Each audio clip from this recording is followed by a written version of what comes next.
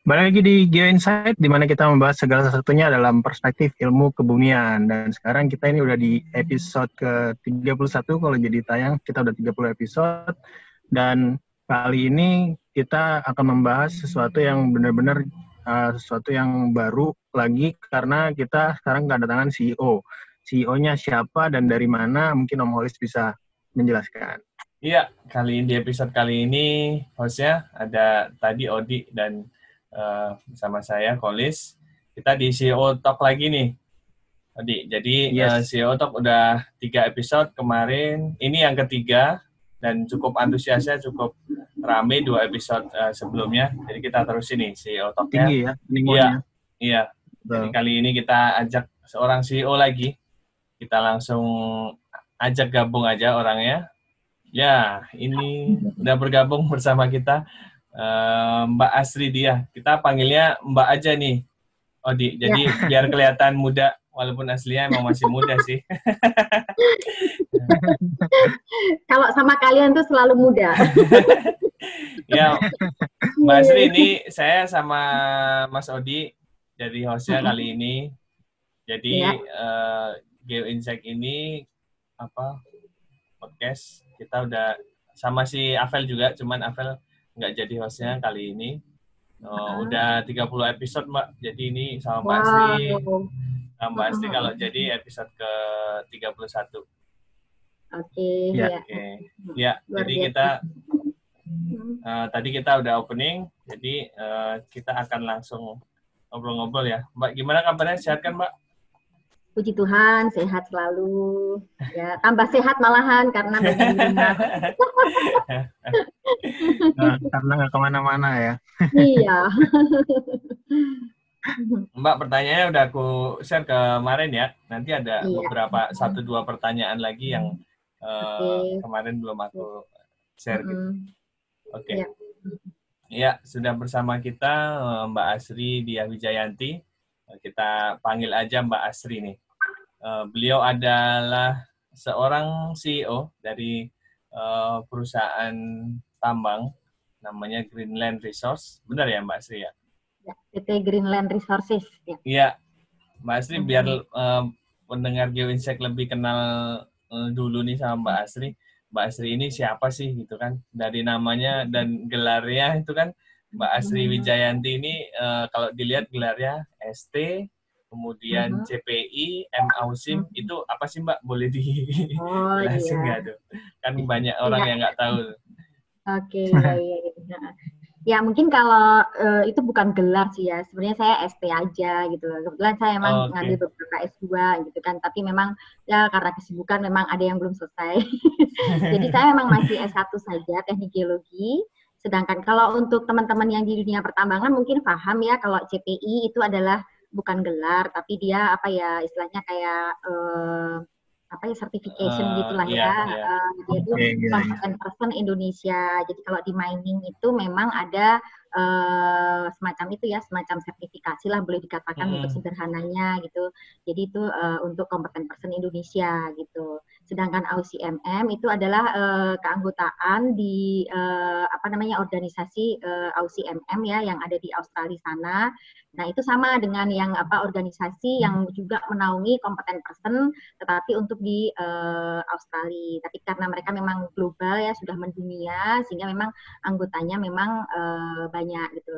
Mengapa itu dicantumkan? Karena memang itu terkait dengan profesi gitu kan. Jadi bahwa yang CPI ataupun AUCMM itu memang mereka istilahnya bisa untuk melakukan pelaporan gitu kan, pelaporan yang kaitannya dengan pekerjaan, yaitu untuk sumber daya tambang gitu kan, maupun cadangan tambang gitu kan ya di sektor pertambangan. Nanti dibagi-bagi lagi mengenai komoditinya. Jadi semacam itu. Mengapa itu dicantumkan ya supaya orang tahu gitu kan bahwa bahwa ini memang bisa berprofesi sebagai competent person seperti itu.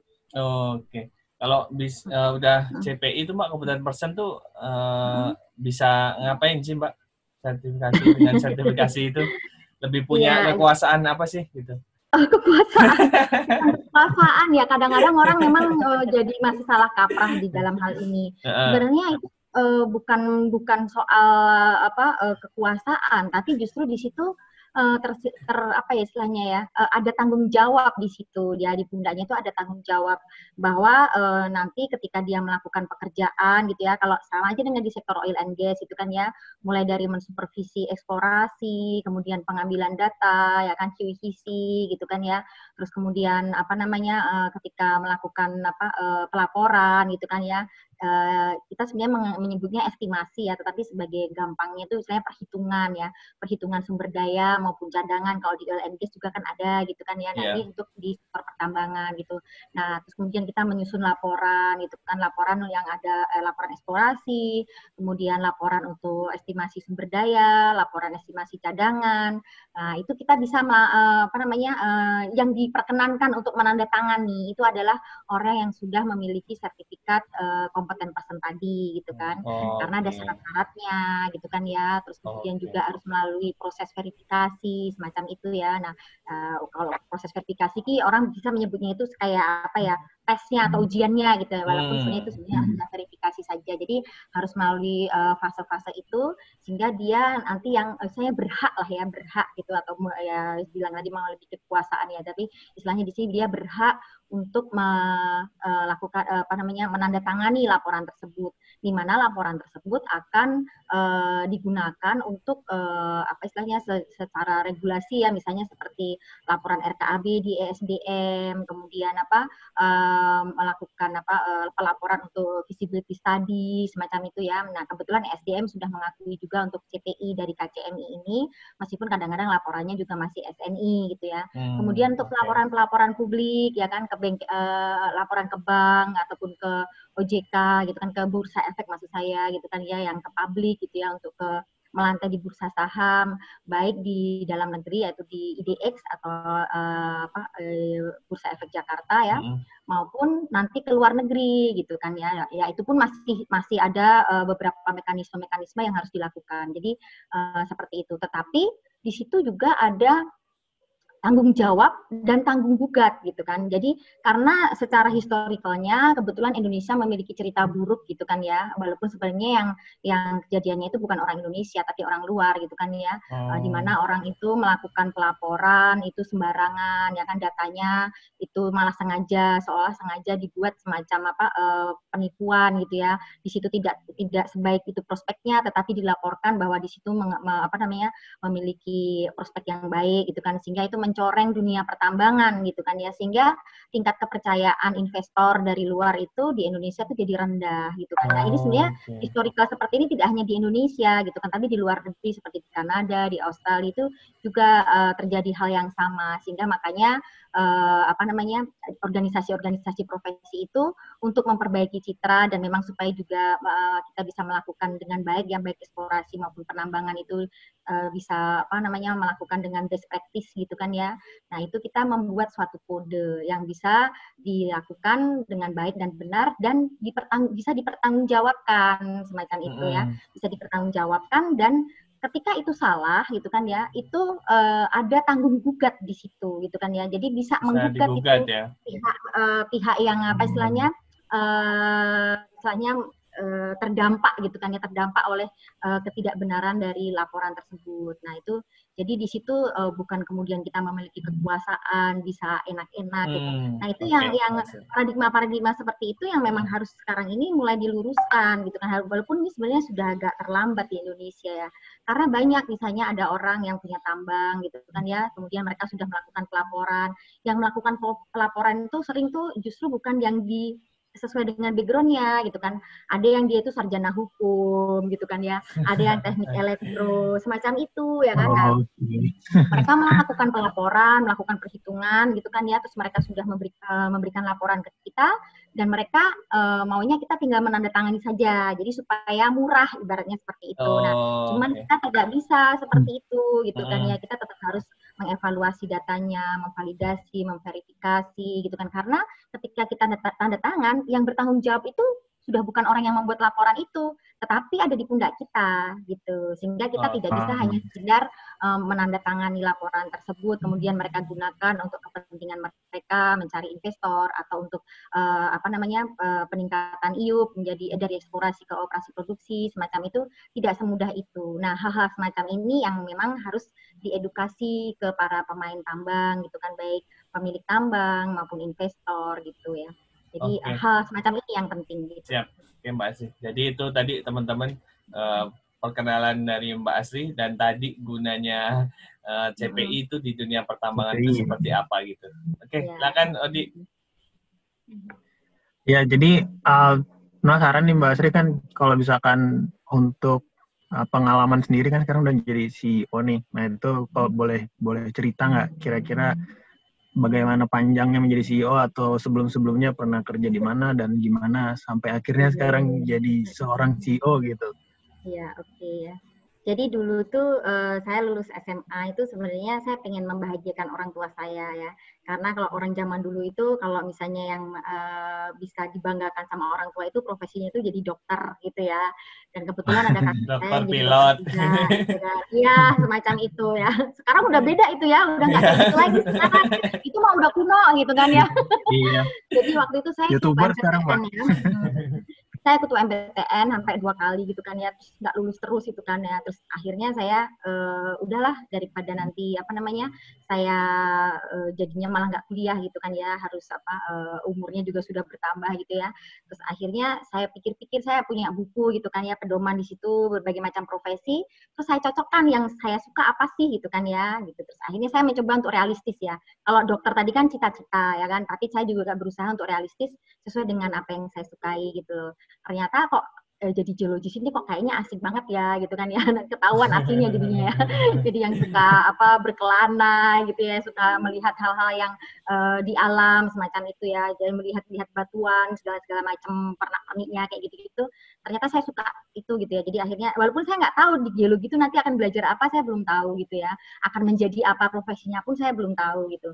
Akhirnya saya memilih salah satu jurusan dan akhirnya di teknik geologi itulah saya diterima ya di teknik geologi UPN pada waktu itu.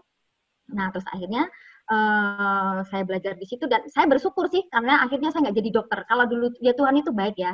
Ternyata saya lihat darah aja saya takut, langsung mules perut saya. Jadi ya itulah. Jadi memang Tuhan sudah menempatkan saya tidak jadi dokter gitu kan ya. Dan akhirnya saya kuliah di teknik geologi UPN. Nah di situ kebetulan saya jadi asisten itu waktu itu jadi asisten geotek dan geohidro ya karena kan saya nggak terlalu pinter. Kalau teman-teman yang pinter itu biasanya jadi asisten tuh petrologi gitu-gitu ya, yang tersaring di awal gitu. Kalau saya ya nggak yang segitunya lah gitu kan. Jadi saya agak di tengah-tengah lah tersaringnya jadi asisten. Jadi saya jadi asisten dosen waktu itu untuk geotek dan geohidro gitu kan ya. Nah terus kemudian ketika teman-teman itu pada KKN, saya memilih untuk tidak KKN. KKN kan cuma gitu-gitu doang ya, gitu kan ya. Emang sih asik gitu ya, bisa punya pengalaman macam-macam. Tapi saya nggak milih untuk KKN gitu kan. Saya pilih untuk kerja praktek. Nah kebetulan kerja praktek saya ada hubungannya dengan geotek dan geohidro, yaitu membangun bendungan irigasi di daerah Tambak Bayan gitu. Jadi saya KP di sana. Terus kemudian waktu skripsi juga saya tidak mengambil peta yang 9x9 seperti teman-teman yang lain gitu kan. Kebetulan saya dapat tawaran untuk skripsi disponsori oleh Asemco waktu itu ya. Bukan Asemco, apa sih namanya? Saya lupa. Jadi itu dia memiliki lapangan memiliki lapangan panas bumi ya di Darajat gitu kan. Waktu itu dia masih grupnya Paiko gitulah ya gitu. Nah terus kemudian setelah saya di sana, saya waktu itu sempat sering bolak-balik ke Jakarta waktu skripsi itu ya, di Jakarta karena kantornya di Jakarta walaupun setnya itu di Garut gitu ya.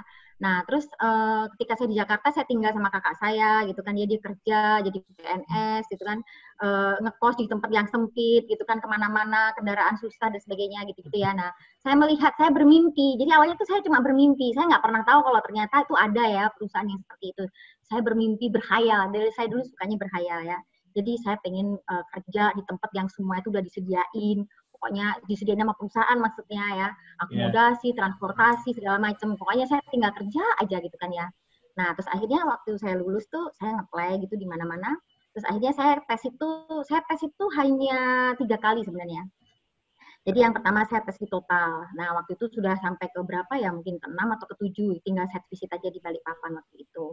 Nah, terus kemudian selama saya menunggu tes di total itu, untuk tes berikutnya saya dapat panggilan di KPC gitu. Terus waktu itu saya nggak tahu KPC itu apa gitu kan ya. Oh ternyata malah menurut orang tua saya dibilang KFC gitu ya. Ternyata itu Kaltim Primaco ya, tambang batubara di Indonesia. Gitu. Nah, pas ketika tes pun saya pikir saya akan ujiannya itu akan berkenaan dengan batubara gitu. Tapi kok nggak ada satupun yang ada hubungannya sama batubara gitu kan. Saya bingung gitu kan. Saya nge-play apa sih ya gitu loh.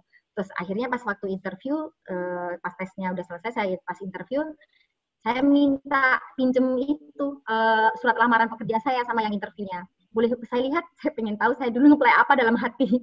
Ternyata saya nge-playnya itu geotechnical engineer. Jadi pas banget dengan ketika saya menjadi asisten gitu kan ya. Nah waktu itu saya itu banyak yang S2 segala macam, udah pengalaman, dan kebanyakan bukan geologi tapi justru di teknik pertambangan sama teknik sipil gitu ya.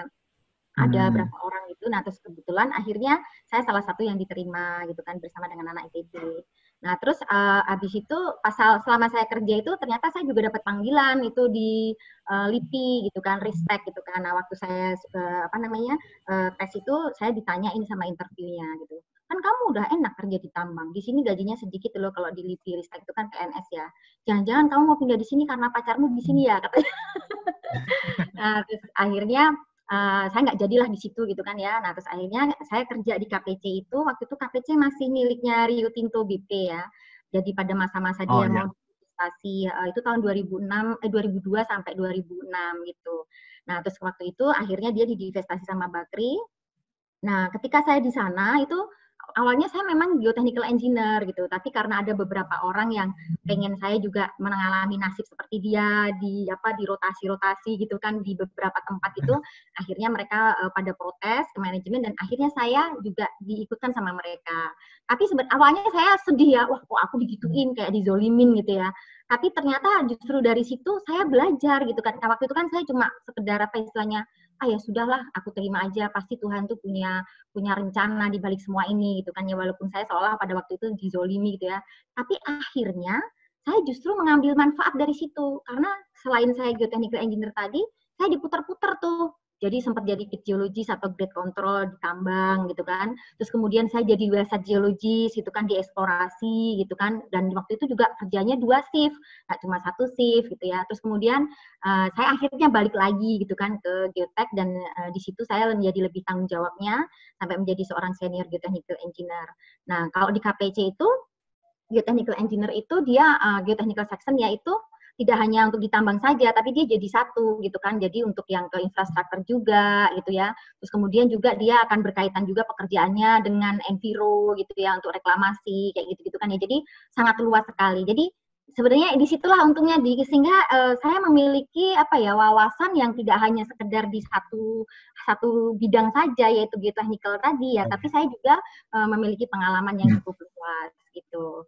Nah, terus waktu itu saya pengen pindah gitu kan ya, terus saya sudah dapet di interview waktu itu ya, tes sama di interview di Freeport.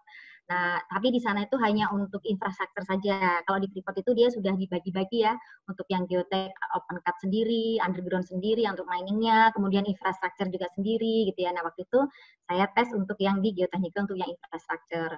Tapi ya itu tadi, saya dilarang sama orang tua karena kan di sana isunya kan banyak perang suku dan sebagainya, ya apalagi saya perempuan gitu ya. Nah, terus kemudian ternyata di tahun 2006 itu juga saya dapat panggilan untuk bekerja di Jakarta sebagai mining consultant. Waktu itu saya ditawari dari PT SMG Consultant. Kebetulan mereka ini adalah konsultan dari Australia gitu ya. Nah, disitulah saya tadi tuh kemudian mengenal profesi kompeten person dan sebagainya itu disitulah awalnya gitu ya. Nah, pada waktu itu Indonesia belum memiliki kode KCM itu, jadi kodenya masih masih berkiblat ke Australia ya, menggunakan kode JORC gitu ya. Nah, waktu itu saya bekerja di sana sebagai core resource geology, saya belajar modeling dan sebagainya itu di situ. Nah, terus kemudian tahun 2009-2010 saya pengen cari pengalaman yang lain lagi gitu di konsultan yang lain ya, masih Australia juga. yaitu di PT Minarkomine Consult gitu. Itu di bidang yang sama dan saya juga di posisi Coal Resource Geologist juga, tapi senior ya. Nah, kemudian tahun 2010 itu, kemudian karena ketika saya bekerja di konsultan, 2 konsultan tadi, saya banyak menemui tambang-tambang itu yang datang ke kami itu ternyata data-datanya itu tidak bisa apa istilahnya ya, tidak memenuhi ini ya, memenuhi syarat gitu ya untuk dijadikan pelaporannya itu sesuai dengan kode secara internasional yang diakui gitu ya. Jadi semua harus diulang gitu. Ada yang sampai dia tuh ngebor sudah sampai 1000 titik kayak gitu-gitu, tapi nggak bisa dipakai gitu kan ya, karena tidak lengkap, tidak sesuai dengan standar dan kode gitu. Sehingga di situ kan saya kadang-kadang sampai nggak sampai hati gitu kan ya, suruh ngulang coba 1000 titik itu dia ngebor sampai dari 3 tahun itu beneran ya. Ngabisin uang berapa? Gitu ya, terus dan banyak sekali seperti itu, jadi akhirnya wah kasihan juga mereka ya. Sedangkan di konsultan-konsultan yang tempat kami bekerja tadi kan mereka lebih banyak ke hanya langsung ke pelaporan gitu ya. Jadi istilahnya apa? Menerima data yang sudah jadi seperti itu. Nah, akhirnya berangkat dari situ. Kayaknya saya mesti ini deh ada peluang di situ gitu kan ya. Di mana saya bisa membantu para miners, investor dan sebagainya yang belum paham untuk bagaimana caranya melakukan eksplorasi yang benar itu. Nah, saya masuk ke situ. Nah, tahun 2010 itulah saya mendirikan PT Green Resources yang nantinya memang akan kami tujukan waktu itu hanya untuk eksplorasi saja gitu loh. Nah, tapi kemudian ternyata di apa namanya setelah kami di situ ya di eksplorasi itu ternyata mereka juga membutuhkan pelaporan juga, dan kebetulan kalau misalnya konsultan-konsultan yang ada di Indonesia saat itu tuh memang masih kebanyakan asing ya dan harganya sangat mahal sekali gitu. Jadi terus akhirnya harusnya saya memang harus juga develop diri saya untuk bisa menjadi seorang competent person gitu ya. Nah, terus akhirnya saya mencoba untuk mencari peluang itu, dan PT Green Resources tadi saya serahkan ke kakak kelas saya sama ke suami saya. Pada waktu itu dia masih pacar saya sih ya. Jadi saya serahkan ke mereka, dan kemudian saya bergabung dengan namanya PT Brindo. Nah, di situ saya jadi project manager, kemudian saya juga mendapat kesempatan untuk menjadi seorang competent person. Saya di situ juga tahun 2011 itu saya ikut membidani lahirnya kode KCMI yang setara dengan JORC pada saat ini sudah berkembang ya. Nah, saya pada waktu itu ikut membidani di situ juga ya. Nah, terus kemudian pada waktu itu memang lagi rame-ramenya ya di tambang ya pada waktu itu ya, peluangnya memang sangat besar sekali. Nah, terus kemudian di perusahaan saya sendiri yang dikelola oleh kakak kelas dan suami saya itu sudah keteteran gitu kan, dan akhirnya membutuhkan saya. Jadi di situ saya agak dilema juga gimana dilema. Tapi terus akhirnya saya dikuatkan sama suami saya bahwa kamu bisa gitu kan ya. Nah, karena kan saya sering cerita dan sharing mengenai beban dan tanggung jawab yang saya kerjakan di perusahaan itu. Jadi pada waktu saya pernah mau cuti melahirkan itu, saya diminta overhandle ya sama perusahaan. Pada waktu saya bikin overhandle itu, saya sendiri juga takjub gitu loh. Ternyata saya dalam waktu yang sama itu saya menghandle 48 project gitu ya. Terus sampai atas saya bilang, Asri, this is not overhandle. This is overload katanya gitu. Jadi akhirnya selama saya cuti itu, perusahaan itu akhirnya meng-hire kalau nggak salah 4 orang project manager gitu kan ya, sebagai yang menggantikan pekerjaan-pekerjaan yang saya pegang tadi itu. Jadi sampai 4 orang gitu ya. Nah, terus akhirnya ketika saya balik lagi setelah melahirkan ya, saya balik lagi, justru akhirnya saya nggak dapat pekerjaan tuh. Wah, kok jadi nggak ada pekerjaan gitu ya, karena udah di-handle semua sama ini ya. Terus kemudian nah, terus kemudian di perusahaannya yang dipegang sama suami saya tadi juga agak rame gitu kan ya. Terus kemudian juga, terus akhirnya ya sudah saya memutuskan untuk itu tadi keluar ya kan. Terus kemudian saya ikut bersama dengan suami dan juga kakak kelas saya tadi untuk kemudian mendevelop perusahaan yang memang saya dirikan juga dulunya awalnya gitu kan ya. Terus nah disitulah kami akhirnya kita mencoba untuk membantu dari A sampai Z. Jadi kalau tadi ada yang cuma kontraktor saja, yang hanya memberikan servis eksplorasi, hanya eksplorasi saja tetapi tidak bisa reporting.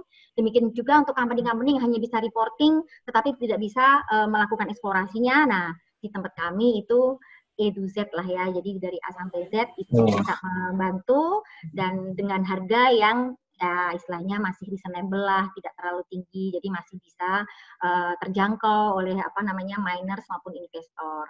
Jadi itu sih ya latar belakang saya sampai mendirikan perusahaan sendiri itu seperti itu, dan ya puji Tuhan sudah survive sampai 10 tahun dari sekarang ya gitu. 10 tahun ya berarti Mbak Asri ya, jadi dari 2010 tuh. Iya. End-to-end solution buat company-company yang memang kadang hanya bisa eksplorasi, tapi reportingnya mungkin kacau balau dan mungkin sebaliknya dan segala macam. Iya, betul. Terus ya itu sebenarnya success story ya, kalau udah 10 tahun juga udah alhamdulillah sekarang mungkin udah besar lah.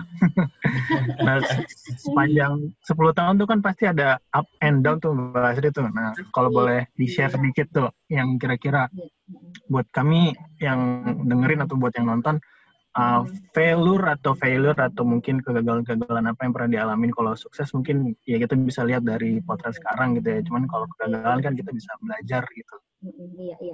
Iya, jadi mungkin agak penting saya kasih tahu ya ke teman-teman bahwa saya mendirikan konsultan itu modalnya tuh benar-benar modal nol ya, modal dengkul bisa dibilang kayak gitu. Jadi saya tidak memiliki apa istilahnya yang membutuhkan capital yang khusus itu, enggak ya gitu kan ya. Jadi memang ketika saya menerima satu proyek, kebetulan proyek itu DP-nya lumayan gitu kan ya, itulah modal saya gitu kan ya. Nah, jadi waktu itu kebetulan klien kami itu dari Australia gitu ya. Jadi memang mereka enggak terlalu apa istilahnya memikirkan masalah anggaran gitu kan ya. Jadi itu klien apa namanya pertama gitu kan ya, yang ketika kami sudah memiliki badan usaha gitu. Kalau yang sebelumnya sih saya ada beberapa juga gitu kan. Nah, dari situlah saya apa namanya mendapatkan modal dari situ gitu kan ya, sampai kami bisa beli software ya. Jadi mungkin kalau sekarang ini banyak juga konsultan-konsultan yang lokal-lokal gitu ya, yang seperti kami juga, yang perlu kami sayangkan itu adalah kebanyakan mereka itu menggunakan software-software itu software-software bajakan gitu kan ya.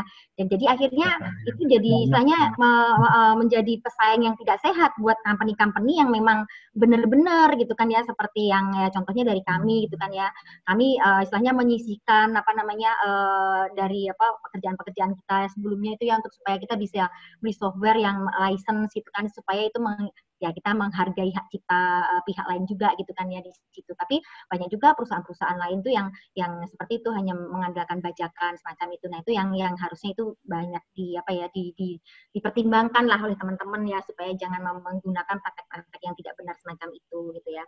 Nah, jadi kalau misalnya apa suka duka itu ya, kami ketika apa namanya ketika pas pekerjaan bagus memang kan banyak ya pekerjaannya gitu kan ya. Tetapi kalau pas lagi benar-benar sepi itu ya, apalagi pas kita lagi apa, atau mungkin apa klien yang terlambat membayar karena mereka juga kebetulan mengalami krisis juga. Nah, itu teman-teman tahu juga lah ya, apalagi pada waktu tahun 2015 2016 itu kan benar-benar ya. Jadi itu sampai kami pernah tuh, jadi kami karena kita kan harus pasang telinga juga ya. Oh, si perusahaan A sudah tutup, perusahaan B sudah mem-PHK karyawan ya, terus berita-berita di mana-mana gitu kan ya. Nah, ketika kami masih punya kemampuan, itu kami tawarkan ke teman-teman. Kalau ada yang mau resign, cari tempat yang lebih baik, silahkan gitu kan ya. Kalau mau apa namanya itu apa istilahnya ya, pensiun dini lah gitu kan ya, itu itu silakan gitu kan ya. Tapi kalau misalnya mau yang kalau mumpung perusahaan tuh masih punya kemampuan ya, mumpung masih punya kemampuan untuk apa istilahnya memberikan pesangon dan sebagainya sesuai regulasi gitu ya. Tapi kalau kalian tetap mau ikut saya juga, ya istilahnya hidup maupun mati ikut saya, ya harus menerima apa istilahnya apapun yang nanti terjadi gitu loh. Nah, sampai suatu ketika itu tahun 2016 itu benar-benar kami tuh sampai ya harus menjual aset-aset kami untuk apa membayar salari karyawan, karena pada waktu itu memang di luar juga kondisinya lagi buruk. Jadi mereka akhirnya memilih pokoknya saya bertahan di sini aja. Daripada keluar nggak dapat baru lagi. Iya gitu. Jadi akhirnya ya sudahlah. Jadi istilahnya ya kami juga menyadari itu juga. Kami juga kasihan juga sama karyawan kami gitu ya. Jadi terus akhirnya ya udah mereka banyak juga yang ikut bertahan sampai titik darah penghabisan ya gitu, kayak itu ada ya. Cuman kita tetap selalu optimis. Nah, kita kemudian ibaratnya kayak apa ya? Jadi punya apa ya? Daya juang gitu ya, untuk supaya bagaimana kita bisa survive gitu kan ya. Jadi kita nggak pilih-pilih pekerjaan sekecil apapun itu kita ambil gitu kan ya. Dan itu juga menambah apa istilahnya, menambah portofolio kita juga sebenarnya gitu kan ya. Ada loh perusahaan yang kesannya perusahaan itu kayak gede-gede, perusahaan namanya nama besar gitu, tapi ternyata ngasih kerjaan ke kami itu cuma kecil gitu. Itu banyak juga seperti itu. Justru perusahaan-perusahaan yang kadang-kadang nggak terdengar itu malah kemudian memberikan proyek yang lumayan besar. Nah, dan kami juga dari situ kami bisa membantu teman-teman gitu kan yang istilahnya lagi jobless gitu ya untuk bisa bergabung dengan kami gitu kan ya. Nah, terus kemudian juga puji Tuhan sih ya, kita sih bisa survive selama ini gitu kan ya, walaupun up and down semacam ini. Nah, makanya kami juga untuk saat-saat ini, apalagi dengan adanya pandemi corona saat ini ya, itu kita juga memikirkan untuk ekspansi. Jadi kita tidak hanya melulu yang tadi sudah A to Z itu sudah bagus gitu ya, tapi kami juga ekspansi. Nah, ekspansi itu kadang-kadang bukan hanya dari pemikiran kami, tapi justru kadang-kadang karena ada permintaan dari klien kami. Walaupun kami belum pernah melakukan pekerjaan itu, tapi kami punya keyakinan bahwa kami berani mengambil itu. Nah, tapi kami juga tidak kemudian di luar kemampuan kami ya, kalau memang kami tidak punya sumber daya atau SDM, kami pasti akan berusaha untuk mencari SDM yang memang sesuai dengan yang dibutuhkan oleh klien. Jadi itu yang juga menjadi salah satu concern kami ya, bukan hanya asal menerima pekerjaan padahal kami SDM kami tidak ada ya, tapi kami selalu mengadakan SDM yang sesuai dengan regulasi, sesuai dengan kemampuannya, gitu, sesuai dengan pengalamannya, gitu. Jadi kami sangat terbuka dengan associate gitu ya. Jadi kami memiliki beberapa associate, bekerja sama dengan pihak lain yang memiliki kemampuan sesuai dengan yang dibutuhkan ya. Jadi kita hanya mengarrange saja untuk semuanya itu bisa terjadi, dan itu juga menjadi salah satu sarana buat kami mendevelop diri, bisa menjadi punya pengalaman juga di situ gitu. Jadi misalnya kami sekarang ini ada pengeboran sumur. Pengeboran sumur tuh awalnya kami karena apa? Karena mati PDAM ya di komplek kami gitu kan ya, terus akhirnya mesin bornya nganggur, ya udahlah kami ngebor, ternyata banyak yang mau gitu kan. Nah terus kemudian karena banyak yang mau, nah salah satu suami saya itu dia ikut di Facebook gitu kan, jadi di Facebook dia ikut grup-grup itu kan, grup-grup kontraktor gitu. Nah ternyata di situ ada yang butuh ini butuh itu untuk bor dalam PDAM lah atau proyek-proyek industri dan sebagainya. Di situ kami masuk gitu, dan ternyata lumayan di situ gitu, dan itu sebenarnya sangat sederhana sekali pekerjaannya gitu kan ya. Nah, terus kemudian kami juga menginjak ke infrastruktur gitu ya. Jadi ada kami membangun untuk geoteknya sih ya, untuk foundation jalan, terus kemudian jembatan, kemudian port gitu ya, dari mulai surveinya maupun untuk geotechnical investigation-nya sampai reporting dan assessment-nya semacam itu. Terus kemudian kita juga mau ada proyek yang lumayan besar itu di proyek growing untuk bendungan ya, bendungan terbesar di Indonesia yang akan diresmikan Pak Jokowi nanti, yaitu di Ogan Komering Utara ya. Itu nanti untuk irigasi maupun untuk PLTA. Nah, jadi kami ambil peluang-peluang itu, walaupun kami kadang-kadang cuma subkon, nggak apa-apa, tidak masalah gitu kan ya. Yang penting itu bisa istilahnya membuat kita survive dan juga Mbak ya. Ya, portofolio dan juga bisa memberi membuka peluang untuk teman-teman lainnya. Semacam itu. Nah, terus kemudian kami juga mendapat kesempatan dipercaya sama beberapa perusahaan tambang untuk membantu mereka di manajemen. Terus kemudian juga untuk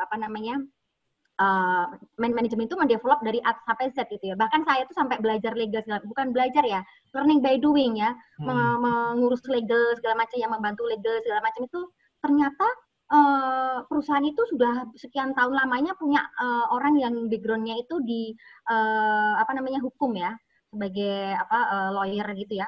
Itu ada 2 orang. Terus mereka tidak bisa memecahkan masalah gitu kan ya. Nah, ketika saya masuk yang harusnya sebagai teknis, malah kemudian karena kita sudah dilatih ya sebagai seorang geologis gitu ya, untuk bisa berpikir kalau nggak bisa ke sini berarti pakai ini cara ini gitu kan ya. Kalau nggak bisa begini pasti pakai cara ini bisa gitu kan ya. Nah, itu akhirnya malah klien kami itu bisa kami bantu dari sisi legalitas itu gitu kan ya. Yang dari sisi legalitas itu awalnya mereka tuh karena dibawa lari gitu ya sama partnernya, itu hilang semua dokumennya ya. Nah, dengan sense dari detektif saya itu ya, jadi saya akhirnya bisa menemukan itu semua data-datanya itu. Nah, terus kemudian juga karena networking gitu kan ya, jadi akhirnya antara pihak yang awalnya berseteru gitu ya, bermusuhan gitu, terkoneksi semua dengan kami gitu, sehingga akhirnya itu membawa solusinya. Jadi networking itu penting gitu kan ya, dan itu tidak dipelajari di sekolahan, di bangku sekolah ya, itu hanya bisa kita jalani seperti itu ya. Nah, kemudian kami juga mau ekspansi juga untuk di trading gitu ya. Kebetulan kalau untuk trading sih kami batasin dulu untuk di nikel dan juga untuk di batu bara. Nah, terus kemudian juga karena kita nggak bisa hanya di satu sektor pertambangan ya, meskipun tadi ada eksplorasinya, ada operationnya, kemudian ada juga tradingnya gitu kan ya. Tapi kita itu kan semua masih di sektor pertambangan gitu kan ya. Jadi akhirnya kita juga memutuskan untuk kayaknya ini juga yang ada senang-senangnya deh gitu kan ya. Dan sekarang juga lagi teman-teman juga lagi pada booming gitu kan ya. Jadi kita mau berangkat ke sana juga, yaitu di sektor geowisata ya, walaupun nanti virtual ya. Jadi kami sedang mendevelop untuk hal tersebut gitu. Jadi seperti itu sih Mas ya. Ya, jadi udah berekspansi kemana-mana ya ini ya. Iya. Kalau melihat bisnis tambang sekarang ini Mbak, di tengah pandemi COVID ini, gimana sih sekarang kondisinya Mbak? Iya, jadi sebenarnya sih bukan hanya masalah pandemi saja ya yang jadi agak complicated gitu ya. Tapi juga terutama kalau untuk di batu bara itu saat ini juga kondisi harga ya, indeks itu memang turun terus gitu kan. Apalagi memang juga jadi ditambah dengan COVID ini. Sehingga kayak negara-negara seperti India, Cina gitu juga kan mereka kan menurunkan ininya ya konsumsi mereka gitu kan, yang dulunya biasa dari Indonesia mereka ekspor ke sana gitu, jadi itu benar-benar cuma berapa persen lah gitu kan. Jadi banyak tambang-tambang terutama batu bara itu yang pada tidak bisa bertahan, berguguran gitu ya, jadi banyak pengangguran juga di sana. Cuman tetap masih ada peluang juga. Kadang-kadang saya sampai bujukin tuh investor gitu kan ya, karena ada beberapa owner juga yang mereka aduh gimana ya, tolong carikan investor atau tolong carikan buyer dan sebagainya. Nah, itulah kenapa kemudian membuka peluang kami bahwa ada juga funder gitu kan yang memiliki dana tapi dia bingung mau diapain gitu kan ya. Karena lagi pada sepi semua ini ya kan. Jadi akhirnya dari situ saya meng-create gitu kan ya, meng-create ini dia punya tambangnya tapi nggak bisa kerja karena nggak punya uang. Dia punya uang ya kan, tapi dia nggak tahu mau diapain, betul. Terus kemudian pasar ada, permintaan ada gitu kan, seperti setidaknya untuk domestik ya. Meskipun pandemik, tapi kan orang justru kebutuhan akan listrik itu kan tinggi ya kan, kebutuhan akan pangan juga tinggi gitu kan. Jadi sektor-sektor itu tidak akan pernah surut gitu kan ya. Jadi kebutuhan batu bara untuk PLTU semacam itu tetap masih gitu kan. Bahkan mungkin mereka jadi agak kesulitan mencari karena banyak tambang-tambang yang sudah tidak bisa survive lagi gitu kan ya. Nah, jadi dari situ saya mencoba untuk meng-create project gitu kan ya, mengkawinkan ya. Ada yang punya izinnya tapi dia nggak punya kemampuan apa-apa ya kan ya. Karena izin pun juga sekarang kan di SDM juga untuk bisa trading kan juga dibatasi gitu kan ya. Jadi untuk sementara dipospon selama pandemik ini. Nah, kami memang kan juga nggak punya izin gitu kan ya. Jadi dari situ ya udahlah, ini punya izinnya ya kan, ini punya dananya, ini punya tambangnya, di situ ada bayarnya. Ya udah, kita kawinin aja gitu. Jadi justru itu semua itu muncul ketika pandemi ini gitu loh. Yang sebelum-sebelumnya saya kayaknya karena banyak saingan ya, banyak saingan pada waktu belum ada pandemi. Nah, sekarang ini saya merasa itu malah jadi suatu momen yang terbaik buat kami saat ini gitu kan, di mana pandemik itu justru kami bisa mendapatkan peluang-peluang tadi gitu kan ya. Tentu saja itu juga harus dibarengi dengan keberanian dan juga perhitungan yang matang juga gitu ya. Jadi seperti itu sih. Oke, jadi walaupun nggak pandemi pun sebenarnya karena harga batu bara juga nggak terlalu naik, jadi emang berpengaruh juga ke bisnis ya Mbak ya. Benar. Nah, terus juga kan karena ada ya isu krisis lah, atau memang sudah ada yang mengalami krisis itu kan ya, sehingga orang kan memulai berinvestasinya kan ke tanah gitu ya, terus ke emas. Nah, terus kemudian itu juga mungkin yang mempengaruhi investor juga sekarang lagi greedy banget cari tambang emas, itu kan peluang emas di situ. Nah, jadi memang kami juga akhirnya juga dapatkan beberapa klien yang bergerak di sektor emas, itu kan baik yang memiliki tambangnya maupun investor yang mencari. Nah, ini kan semuanya ke kami gitu kan. Jadi itu jadi ya udah dikawin aja gitu. Jadi itu semua lah the power of network itu seperti itu sih, kayak gitu. Oke, pasti kita tadi udah ngomongin sisi bisnisnya dan brain resource-nya nih. Kalau kita ngomongin personalnya Mbak Astri sendiri kan sekarang kan sibuk juga nih dengan masih sibuk dengan organisasi kan, banyak organisasi di IAGI, di MGI. Nah, dulu waktu kuliah itu emang sibuk juga nggak sih dengan organisasi? Terus sekarang itu dengan sibuk itu ganggu bisnis nggak Mbak? Atau malah yang tadi malah membuka networking yang belum ada gitu. Jadi kalau untuk organisasi sih memang kebetulan saya sejak SMA itu memang saya aktif ya di OSIS kayak gitu ya. Terus kemudian ada beberapa ekstrakurikuler yang saya ikutin gitu. Terus kemudian kebetulan di gereja saya juga sibuk di mengajar sekolah minggu gitu kan. Kemudian di pemuda remaja seperti itu ya. Jadi memang saya biasa sibuk di kampus juga waktu itu walaupun saya tidak terlalu sibuk banget ya. Tapi saya di HMJ itu juga ada aktivitas lah di situ gitu ya. Nah, terus kemudian ketika saya kerja di lapangan dulu, saya juga di sana juga ikut aktif gitu kan ya, di beberapa kegiatan di sana gitu kan ya.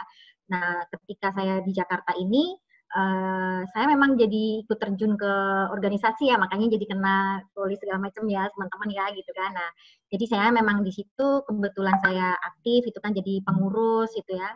Nah, tentu saja memang sangat sulit membagi waktu ya. Kadang-kadang memang sampai kadang-kadang saya tuh nggak enak, saya udah berencana mau mengerjakan, tapi karena pekerjaan itu datang silih berganti gitu kan ya. Jadi memang itu memang jadi tantangan tersendiri ya.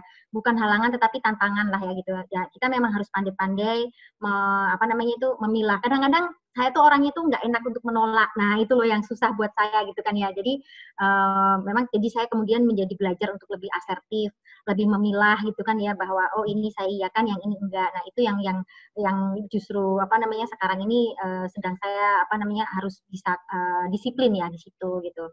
Nah terus kemudian kalau misalnya untuk membagi waktu gitu ya, itu terutama dengan keluarga gitu ya, karena saya juga punya anak kecil kayak gitu. Sebenarnya kami nggak terlalu bermasalah sih kalau dengan keluarga ya. Dulu pun ketika belum pandemik ya, sejak saya mulai membuat perusahaan sendiri itu, saya memang sudah sering work from home gitu. Jadi work from home itu bukan suatu hal yang baru buat saya gitu kan ya. Nah dengan adanya pandemi ini ya itu sudah berjalan seperti biasa saja. Nah kebetulan saya juga kompak dengan suami gitu ya. Jadi kalau misalnya meeting ya saya harus mandiri, nggak harus dua-duanya gitu kan ya. Jadi saya kalau misalnya yang diperlukan kayaknya saya meeting sendiri, kadang dengan staf kami yang lain gitu ya. Kalau ternyata suami saya ya berarti suami saya. Yang penting anak-anak di rumah kan selalu ada yang menjaga atau menunggui. Demikian juga kalau set visit gitu kan ya.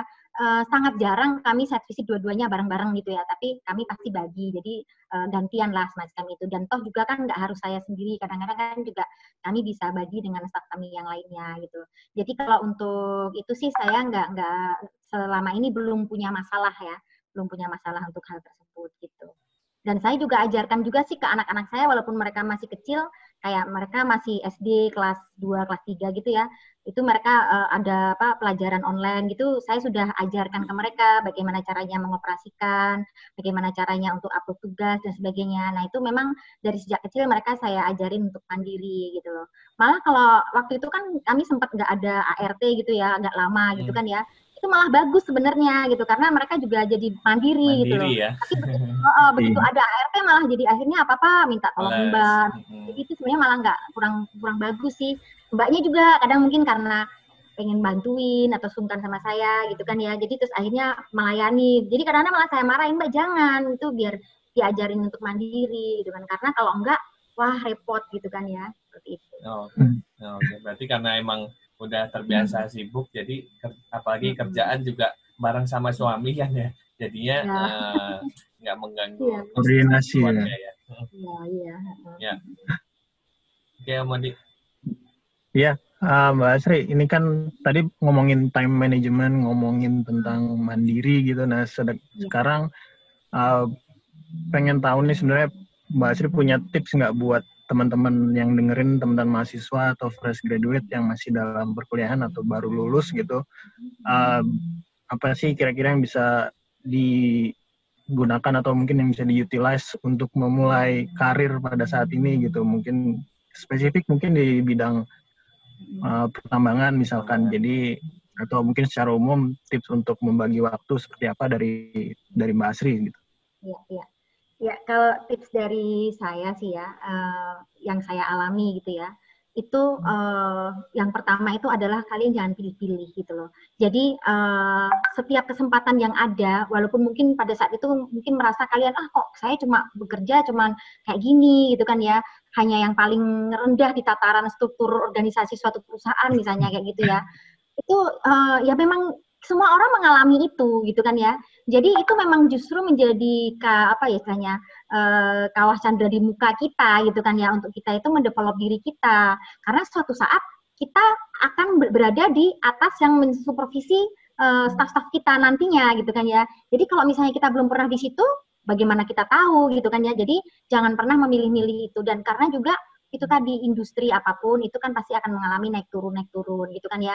Dengan kita lebih banyak melakukan pekerjaan-pekerjaan yang apa istilahnya yang sangat luas gitu kan ya, ketika kita masih muda, kita punya pengalaman ABCDE. Nah, itu sangat membantu kita untuk ketika kita harus survive itu kita bisa langsung apa istilahnya ya, switch-nya itu bisa langsung terkonek gitu kan. Jadi kita nggak harus mengalami dulu jatuh yang terlalu lama dan sebagainya. Jadi kita bisa survive di situ. Terus kemudian perluas networking gitu ya, perluas networking.